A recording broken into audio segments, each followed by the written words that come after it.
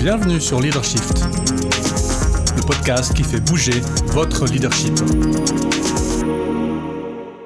Bonjour, c'est Vincent, bienvenue dans ce nouvel épisode de Leadershift. Cette semaine, les deux faces du leadership. Il y a deux faces au leadership. La première, que vous connaissez, la face visible. C'est la face qu'on pourrait qualifier d'héroïque. La face que l'on voit.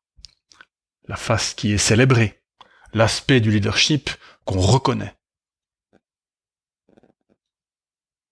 La face visible, elle est active, mais presque dans le sens hyperactive. Un petit peu trop portée vers l'action, vers la décision rapide. Les sujets qui sont traités, quand un leader ou une leader se tourne vers cette face visible, eh bien c'est tout ce qui est empowering, exemplarité, motivation, intelligence émotionnelle. Aider les gens à faire. Les trucs à la mode, quoi. L'objet symbole de cette face visible, c'est le miroir. Je regarde qui je suis et comment je me comporte. Cette face visible est évidemment nécessaire.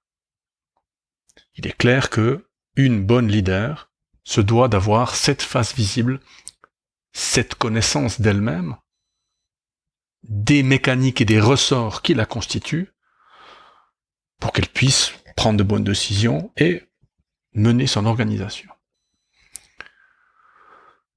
Mais l'auteur de l'article sur lequel je me base, qui est un article qui a paru sur le site insead.edu, la source est dans les notes du podcast, dit que plutôt que des miroirs, il faut aussi aux leaders des fenêtres.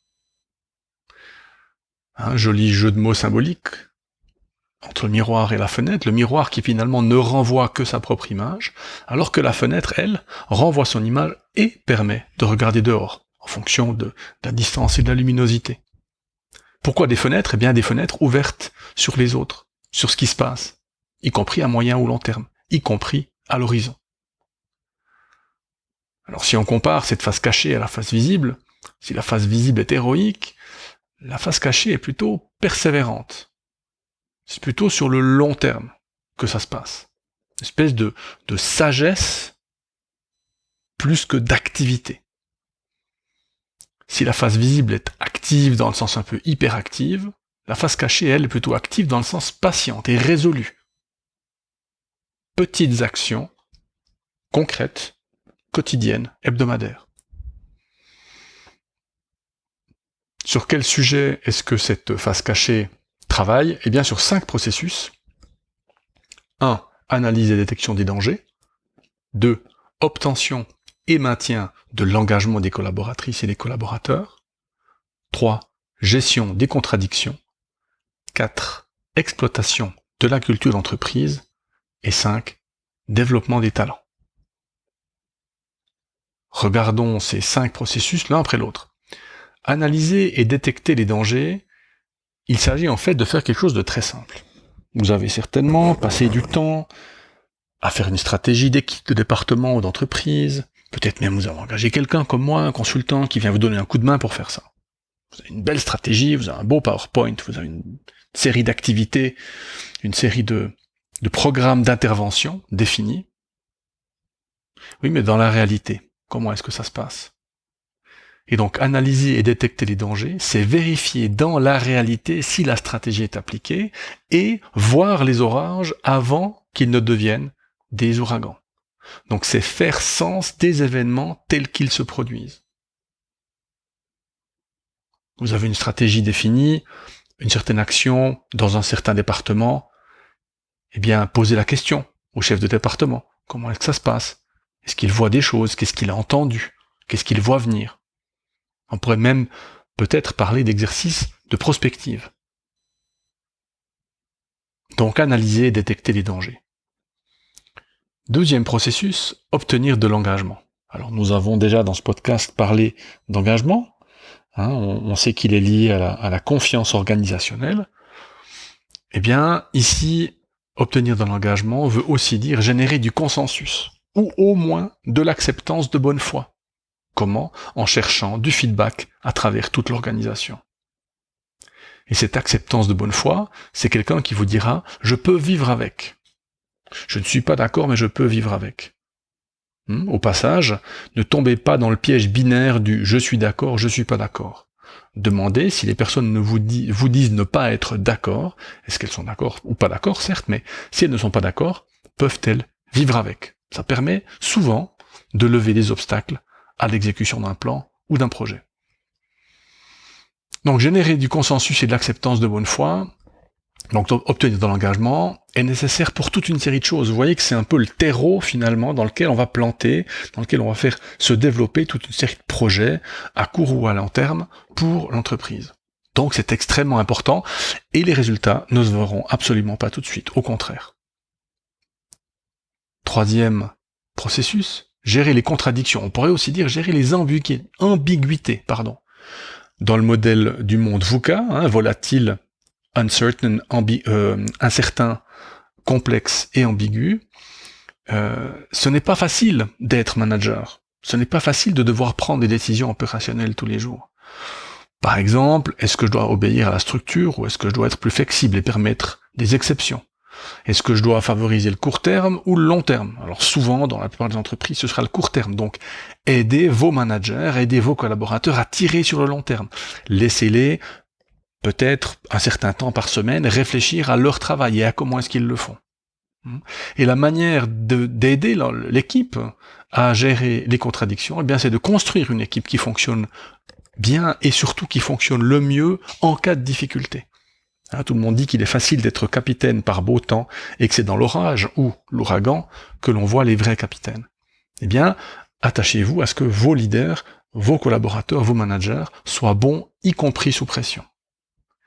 Et ce travail de fond, de construction d'une équipe qui fonctionne, permettra aux gens d'être flexibles, de ne pas être attachés, arc-boutés sur des principes sacro-saints, mais plutôt de pouvoir justement gérer la contradiction avec créativité. Quatrième processus, exploiter la culture d'entreprise.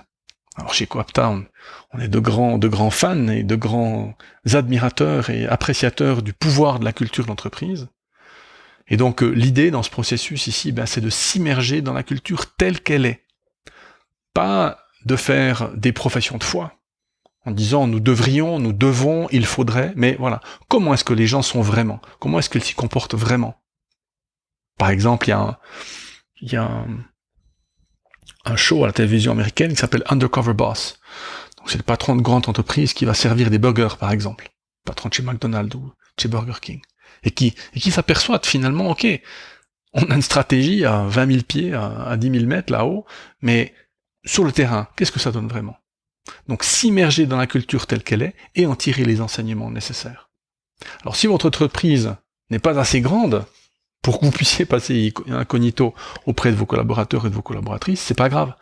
Comptez sur vos collaborateurs ou vos managers pour vous raconter ce qui se passe vraiment. Et écoutez-les quand ils vous le racontent. Ne leur donnez pas la leçon. Cinquième processus, développer les talents. Alors la plupart des entreprises aujourd'hui ont un ou l'autre processus pour développer les talents, mais moi je vous dirais, occupez-vous de votre responsable RH. Fixez des attentes avec elle. Discutez, échangez. Occupez-vous activement des people processes, comme on dit, des processus qui touchent aux personnes. N'attendez pas le sempiternel rituel de fin d'année, et puis en pouffant et en soufflant, il faut faire des entretiens de fin d'année, j'ai pas le temps. Non, allez vers votre responsable RH, posez-lui des questions, cherchez peut-être à améliorer le processus si elle ou il est ouvert à ça. Entre parenthèses, la période Covid dans laquelle nous sommes encore favorise l'utilisation de certains de ces processus. Détecter les dangers, extrêmement important de savoir ce qui se passe, comment évoluent les réglementations, les règles. Gérer les contradictions, il faut en même temps produire et en même temps s'occuper de la santé des collaborateurs et des collaboratrices, pas facile. Comment explorer plutôt qu'exploiter? sous pression, on a tendance à exploiter, alors que il faut continuer à explorer, à être créatif et à être dynamique pour répondre aux attentes des collaborateurs et du marché. Concrètement, qu'est-ce que ça veut dire, ces 5 processus? Ça veut dire qu'il faut passer du temps sur le terrain, à écouter, à poser des questions. Et oui, il faut passer du temps à parler avec les gens et à les écouter.